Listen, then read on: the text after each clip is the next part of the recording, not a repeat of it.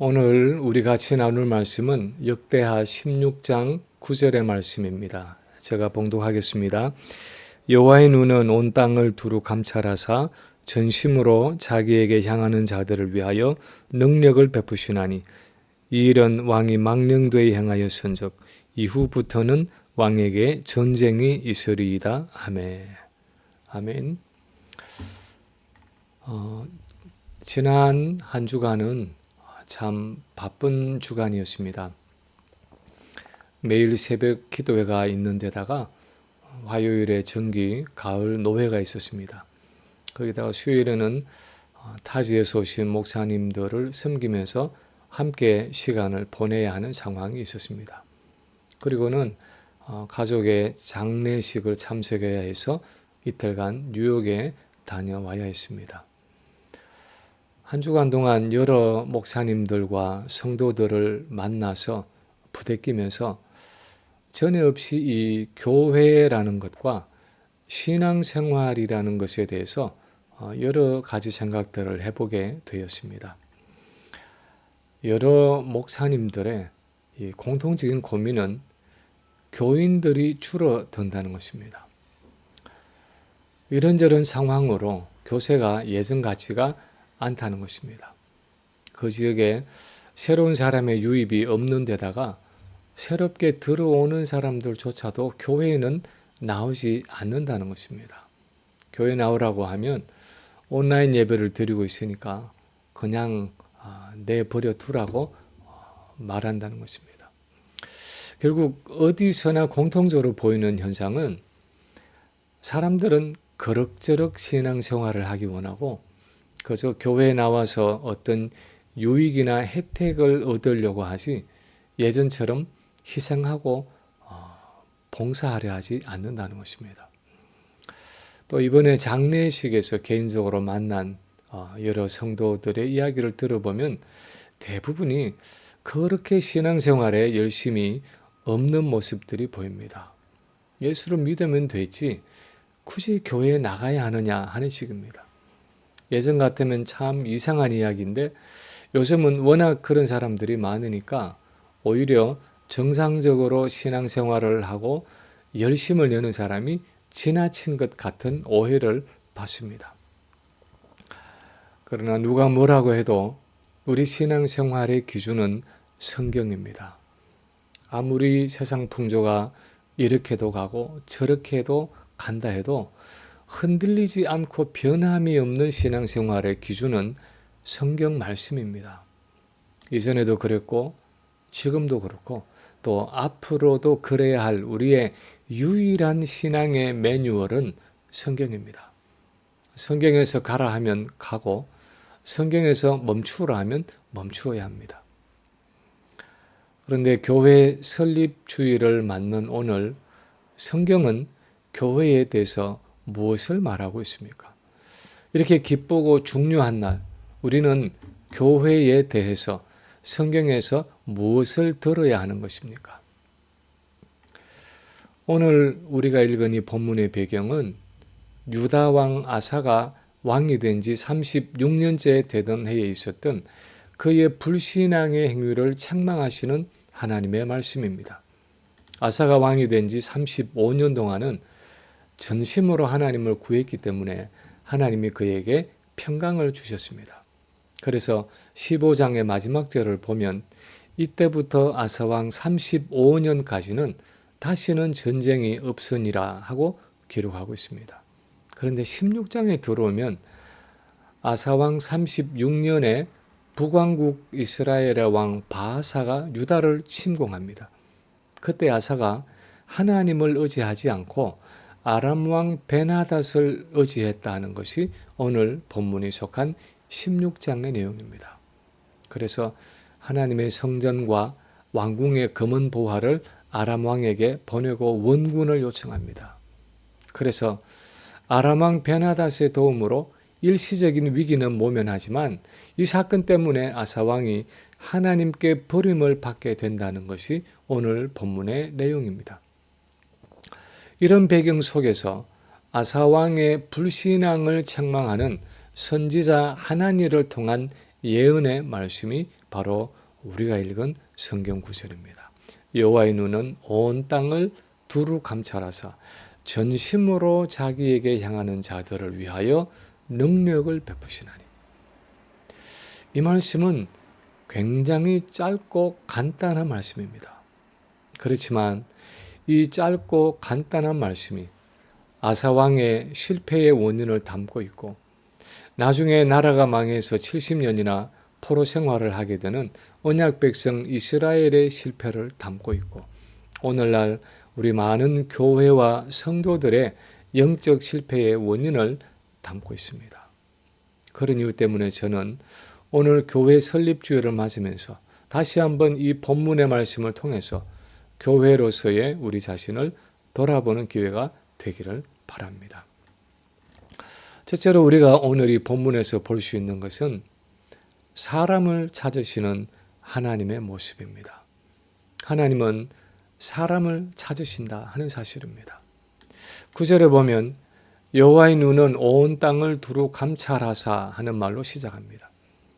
사실 무소부재하셔서 어디에나 계신 하나님이 온 땅을 두루 감찰하신다 하는 것은 상당히 특이한 표현입니다. 하나님은 사실 굳이 그렇게 온 땅을 감찰하시지 않아도 이미 누가 어디에 있는지 다 아시는 분입니다.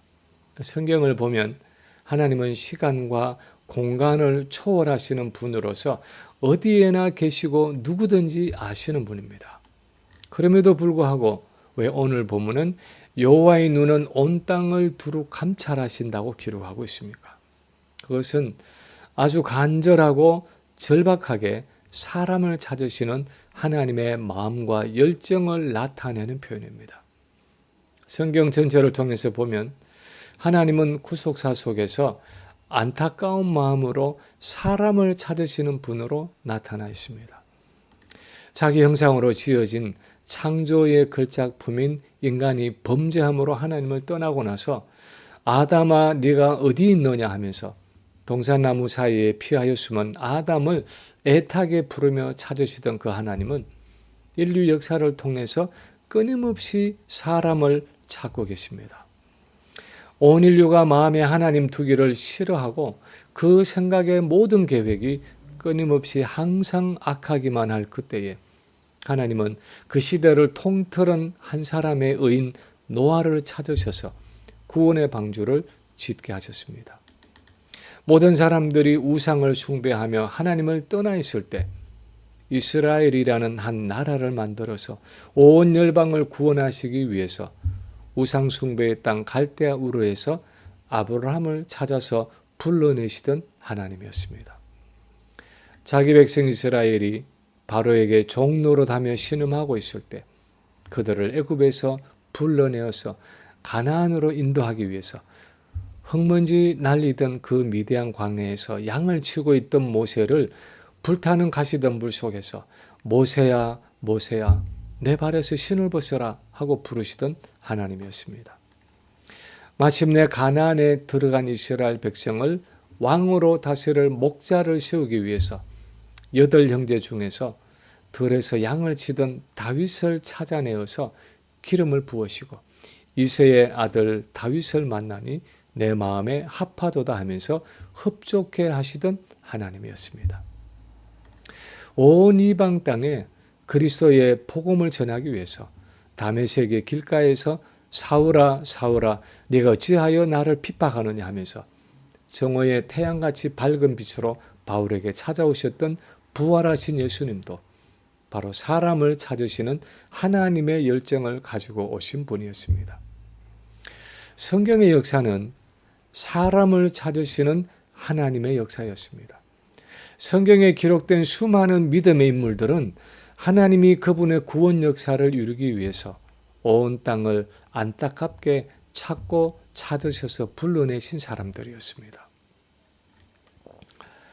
오늘날 교회의 가장 시급한 과제가 무엇입니까? 우리 시대의 교회에 가장 심각한 문제가 있다면 무엇입니까? 건물이 없다는 것입니까? 재정이 없다는 것입니까? 무슨 프로그램이 없다는 것입니까? 사람의 수가 적다는 것입니까? 한때는 교회마다 건물을 지어야 한다고 생각했습니다. 교회는 뭐니 해도 재정이 든든해야 한다고 생각했습니다. 어쨌든 사람의 수가 많아야 한다고 생각했습니다. 그래야 성공적인 교회라고 평가했습니다. 물론 어떤 의미에서는 맞는 말일 수 있습니다. 교회가 건물이 있으면 좋고 재정이 넉넉하면 좋고 사람의 수가 많으면 좋을 수 있습니다. 그러나 사실 오늘날 교회가 때로는 교회답지 못하고 하나님의 책망을 받고 세상에 영향을 미치지 못하는 것이 건물을 가지지 못해서이고 재정이 없어서이고 사람의 수가 적어서입니까? 아마도 오늘날 교회가 교회답게 세워져 가지 못하는 가장 근본적인 문제가 있다면 사람이 없다는 사실일 것입니다.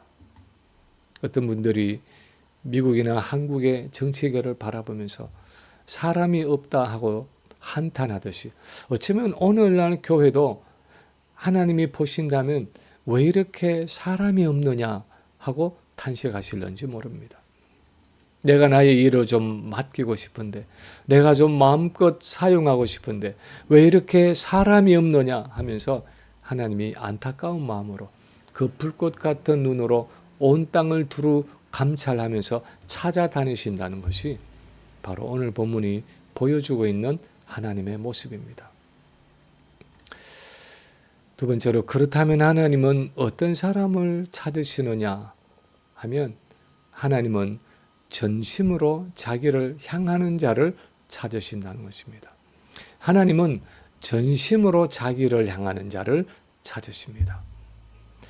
본문에 보면 여호와의 눈은 온 땅을 두루 감찰하사 전심으로 자기를 향하는 자들을 위하여 능력을 베푸신다고 했습니다.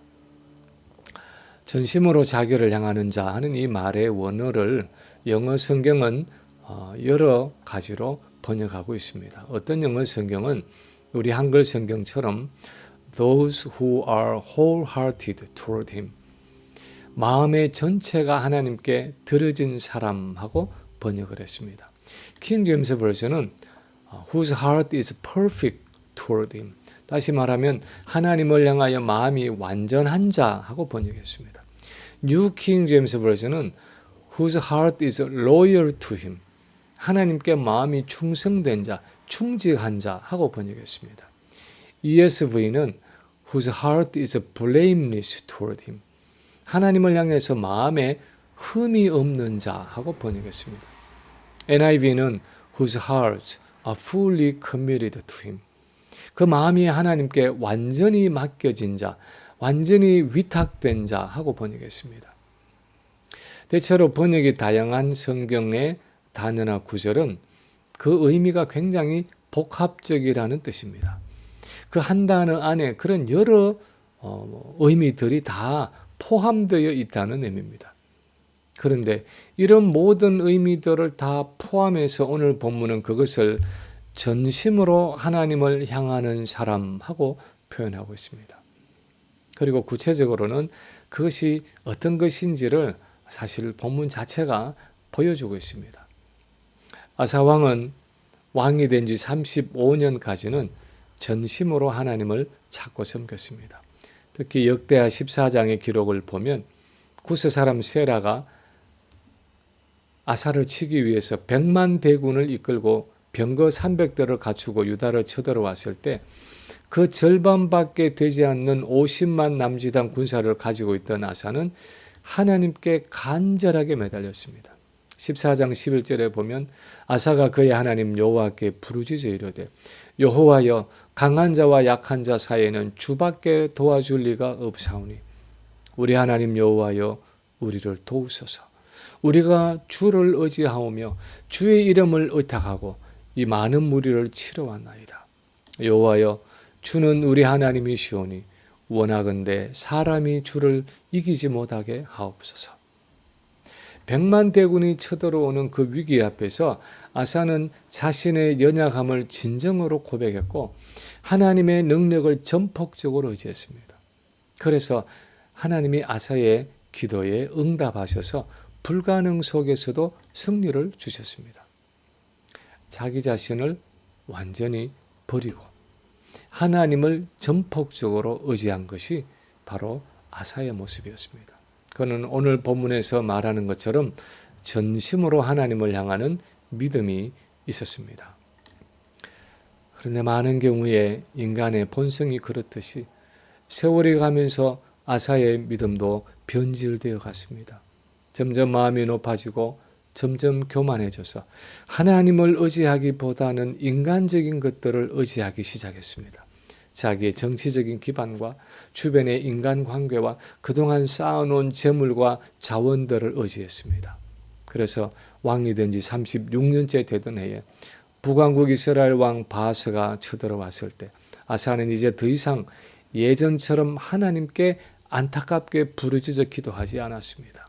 그 대신에 아람이라는 북쪽의 큰 나라의 원군을 요청했습니다. 하나님의 성전과 왕궁의 창고에 있던 금과 은을 내어다가 아람 왕 베나다에게 보내고 도움을 요청했습니다. 결국 하나님의 능력보다도 인간적이고 정치적인 방법을 의존한 것입니다. 그 위기의 순간에 하나님의 성전에 들어가서 제사와 예물을 드리고 히스기야가 했듯이 벽을 바라보고 엎드려 하나님만 의지하고 부르짖어야 할 그 나라의 왕이 오히려 하나님의 성전에 있는 금과 은을 다 털어서 이방 나라 왕에게 가져다 주면서 자기를 살려달라고 구걸하고 있으니 얼마나 기가 막힌 일입니까? 그런데 그것이 바로 유다의 왕인 아사가 한 일이었습니다. 아사는 하나님을 의지하지 않았습니다. 오히려 눈에 보이는 군사들의 수와 말과 병거를 의지했습니다. 그것이 아사가 실패한 원인이었습니다. 그래서 아사가 하나님께 버림을 받았습니다.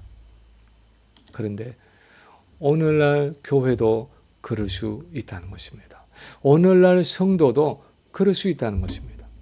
하나님을 믿는다고 하면서도 실제로는 하나님을 의지하지 않고 하나님을 신뢰하지 않는 것이 얼마든지 가능하다는 것입니다. 오히려 교인의 숫자를 의지하고 교회의 재정을 의지하고 교회의 조직을 의지하고 교회의 건물을 의지하는 것이 가능하다는 것입니다. A.W. 토우즈의 글에 보면 만약 초대교회에 성령의 역사가 없었더라면 교회들이 다 무너져 내렸을 것이다. 그러나 오늘날 교회는 성령의 역사가 없다고 해도 그렇게 쉽게 무너져 내리지 않을 것이다 하고 글을 썼습니다. 무슨 의미입니까? 초대교회는 90% 이상을 철저하게 성령의 역사에 의존했지만 오늘날 교회는 성령의 능력과 역사 외에 다른 많은 것들을 의지하고 있기 때문에 설사 성령이 떠난다 해도 그렇게 쉽게 무너지지 않는다는 의미입니다. 우리는 오늘날 교회가 우리 교회가 무엇을 의지하고 있는지 한번 돌아볼 필요가 있는 것입니다. 그런데 사실 성경을 보면 이 아사 왕과는 아주 다른 평가를 얻고 있는 한 왕이 있는데 그 왕은 바로 다윗입니다. 성경의 여러 곳에서 다윗에 대해서 아주 특별하게 표현을 하고 있습니다. 열왕기상 14장 8절에 보면 하나님이 북이스라엘 왕 여로보암에게 이르시기를 너는 내 종 다윗이 나의 명령을 지켜 전심으로 나를 좇으며 나보기에 정직한 일을 행함과 같이 아니했다 하고 책망하고 있습니다. 열왕기상 15장 3절의 말씀도 보면 유다왕 아비암에 대해서 이르기를 마음이 그 조상 다윗의 마음 같지 아니하여 그 하나님 여호와 보시기에 온전치 못하였다고 표현하고 있습니다. 다시 말하면 다윗은 다른 어떤 왕과도 달리 하나님을 전심으로 좇았고 그의 마음은 하나님 앞에서 온전했다는 뜻입니다. 그런데 사실 우리가 잘 아는 것처럼 다윗은 참 허물이 많았던 왕이었습니다. 남의 아내인 바세바와 간음을 했고 그것을 은폐하기 위해서 충성스러운 부하 우리아를 죽였던 비열한 왕입니다. 그럼에도 불구하고 다윗은 선지자 나단에게 그것을 지적받았을 때 하나님 앞에서 자기의 죄와 허물을 철저하게 회개하면서 자신의 전부를 하나님 앞에 내어놓은 왕이었습니다. 왕이면서도 자기 자신을 의지하지 않고 자기가 가진 것들을 의지하지 않고 하나님만을 의지한 사람이 바로 다윗이었습니다. 인간적인 방법을 의지하지 않고 하나님께 자신의 전부를 의탁한 왕이었습니다. 예를 들어서 다윗이 아들 압살롬의 반역으로 수도 예루살렘을 내어주고 도망하는 중에 있을 때 하나님의 법궤를 메고 나오는 제사장 사독에게 그 법궤를 원래 자리에 놓고 오라고 하면서 이렇게 말합니다. 만일 내가 여호와 앞에서 은혜를 입으면 도로 나를 인도하사 내게 그 궤와 그 계신들을 보이시리라. 그러나 그가 이와 같이 말씀하시기를 내가 너를 기뻐하지 아니한다 하시면 종이 여기사오니 선이 여기시는 대로 내게 행하시옵소서 하리라. 보통 사람 같으면 이런 억울한 상황에서 어떻게 하든지 그 법궤를 차지해서 왕으로서의 자기 정통성을 입증하려고 했을 것입니다. 그런데 그런 상황에서도 역사의 주인이 되시는 하나님께 자신의 모든 것을 완전히 맡겼습니다. 오늘 본문에서 선지자 하나니가 하나님은 전심으로 자기에게 향하는 자를 찾으신다는 것은 하나님은 이렇게 자기의 모든 것을 하나님께 맡기고 하나님만을 온전히 의지하고 나오는 자를 찾으신다는 것입니다. 다윗처럼 자기 운명을 자기 인생의 그 운명을 하나님께 완전히 맡긴 사람을 오늘도 찾고 계신다는 것입니다. 세 번째로 이렇게 전심으로 하나님을 향하는 자에게 하나님은 능력을 베푸신다고 말씀하고 있습니다. 그분은 자신의 능력을 베푸시기 위해서 이렇게 전심으로 하나님을 향하는 자를 찾고 계신다는 것입니다. 아담이 범죄하고 나서 가장 먼저 잃어버린 것 중에 하나는 하나님의 임재와 그분과의 교제였고 그 영적 교제의 상실로 찾아온 것은 바로 능력의 결핍이었습니다. 하나님의 능력을 상실한 것입니다. 그런데 그런 우리에게 오늘 본문은 전심으로 자기를 향하는 자들에게 하나님이 능력을 베푸신다 하고 말씀하고 있습니다. 좀 더 구체적으로 말하면 전심으로 하나님을 향하는 그에게 하나님이 자신의 능력을 주신다 하는 의미입니다. 전심으로 하나님을 향할 때 그는 하나님의 능력의 통로가 된다는 의미입니다. 하나님이 그를 통해서 일하신다는 말입니다. 사실은 이런 하나님의 능력의 도구로 쓰임받았던 가장 대표적인 인물이 바로 예수님 자신이었습니다. 요한복음 8장 29절에 보면 나를 보내신 이가 나와 함께 하시도다. 나는 항상 그가 기뻐하시는 일을 행함으로 나를 혼자 두지 아니하셨느니라 하고 말씀하셨고 사도행전 10장 38절에 보면 하나님이 나사렛 예수에게 성령과 능력을 기름 붓듯 하셨으며 그가 두루 다니시며 선한 일을 행하시고 마귀에게 눌린 모든 사람을 고치셨으니 이는 하나님이 함께 하셨습니다 하고 말씀하고 있습니다. 예수님이 전심으로 하나님을 향하셨기 때문에 하나님이 그를 통해서 온전히 일하시고 그래서 그 하나님의 능력으로 그 모든 말씀과 기적들을 행하셨다는 것입니다. 예수님은 영원하신 하나님 자신이면서도 연약한 사람의 몸을 입고 이 땅에 오셔서 자신을 온전히 하나님 아버지께 의탁하고 하나님이 공급해 주시는 그 능력으로 살아가시고 사역하신 분이었습니다. 고린도전서 1장에 보면 바울은 이런 예수님의 십자가의 도에 대해서 설명하면서 하나님이 세상에 미련한 것들을 택하사 지혜 있는 자들을 부끄럽게 하려 하시고 세상에 약한 것들을 택하사 강한 것들을 부끄럽게 하려 하셨다고 기록하고 있습니다. 사도시대 때부터 교회의 본질은 하나님이 강한 자를 부르셔서 그들의 힘으로 일하시겠다는 것이 아니었습니다. 오히려 세상적으로 보면 미련하고 약하고 없는 자들을 불러서 그들이 전심으로 하나님을 향하고 의지할 때 그들을 통해 하나님이 일하시겠다는 것이었습니다. 하나님이 그들 가운데서 그분 자신의 능력을 나타내시겠다는 것입니다. 그들은 스스로의 연약함을 너무나 잘 알기 때문에 하나님의 능력의 도구가 되기에 가장 적합하다는 것입니다. 오늘날 교회나 사람들의 일반적인 모습이 무엇입니까? 하나님의 능력이 아니라 우리 자신의 능력으로, 우리가 가진 인간적인 자원으로 교회를 세워가는 일에 익숙해져 있다는 것입니다. 개인적으로든 교회적으로든 우리는 강해지기를 원합니다. 부유해지기를 원합니다. 많아지기를 원합니다. 유명해지기를 원합니다. 모든 면에서 풍족하고 안정되고 걱정과 염려가 없기를 원합니다. 그것을 추구하고 그것을 위해서 기도합니다. 그런데 하나님은 그분의 능력과 자원을 주셔서 우리를 사용하기를 원하시는데 전심으로 자기를 향하는 자에게 그분의 능력을 베푸신다는 것입니다. 우리 자신의 능력을 의지하지 않고 우리 자신의 자원을 의지하지 않고 하나님만 온전히 의지할 때 우리에게 그분의 능력을 허락해 주신다는 것입니다.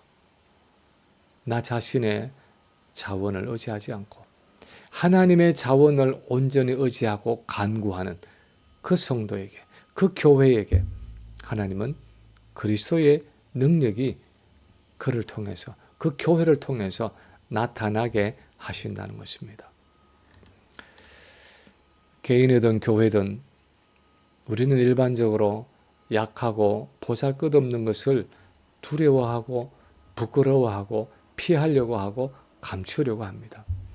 그러나 성경은 우리의 약함이 그리스도의 능력이 나타나지고 머물러 있게 하는 도구가 된다는 것을 기억하고 오직 전심으로 하나님만을 향하라고 말씀합니다.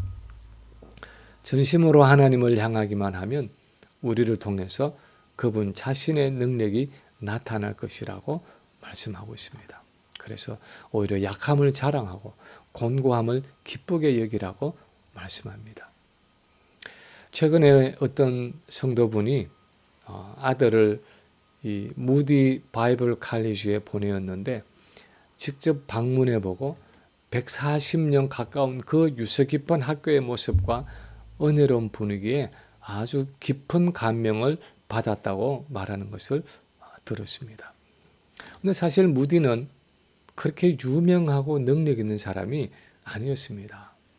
헨리 블랙가비 목사님이 쓴 하나님을 경험하는 삶에 보면 D.L. 무디의 헌신에 대한 이야기를 싣고 있습니다. 가난한 가정 형편 때문에 초등학교 5학년으로 중퇴한 D.L. 무디가 보스턴으로 가서 삼촌의 구두가게에 있으면서 신발 외판원으로 일하고 있을 때 건초장에서 어떤 기도 모임을 가졌는데 헨리 발리라는 사람이 이렇게 말했습니다.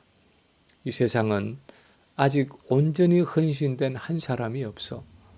온전히 헌신된 그 한 사람이 나타나면 하나님이 그를 통해서 그와 함께 그 사람 안에서 일하실 거야.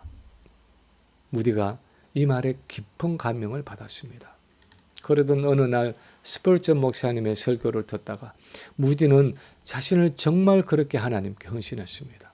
그 기도 모임을 생각하면서 마음속으로 이렇게 외쳤습니다.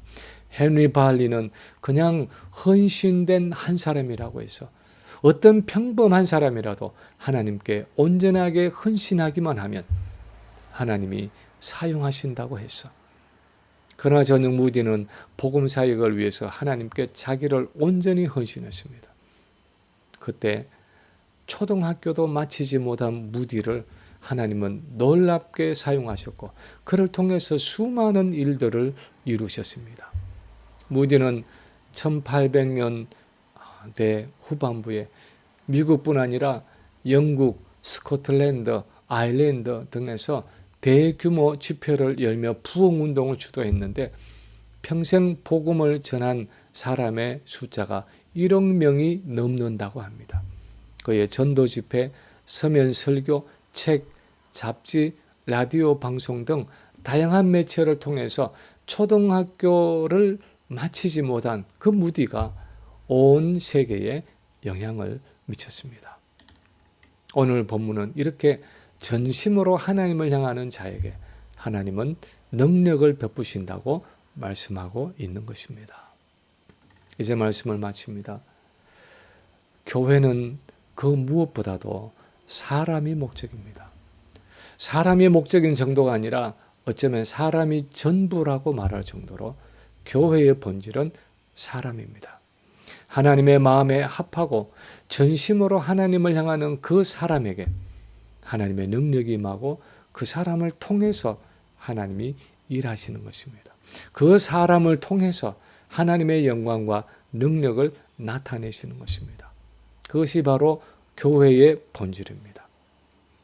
이 교회 설립 주간을 맞이하면서 우리가 하나님 앞에 다시 해야 할 결단과 헌신이 있다면 어떤 것입니까? 이렇게 사람을 찾으시는 하나님 앞에서 전심으로 하나님을 향하는 사람이 되는 것입니다. 개인적으로든 가정적으로든 교회적으로든 하나님만 전적으로 신뢰하고 의지하는 사람이 되는 것입니다. 우리가 이런 성도가 되고 이런 교회가 될 때 우리를 통해서 예수님의 능력이 나타나고 이런 영혼을 구원하고 제자 삼는 그 교회의 사명을 온전히 감당할 수 있을 것입니다. 이 교회 설립 주간을 맞으면서 다시 한번 전심으로 하나님을 향하는, 그래서 능력 있고 신실한 하나님의 교회로 세워지는 우리 모든 성도들이 되시기를 주님의 이름으로 간절히 축원합니다.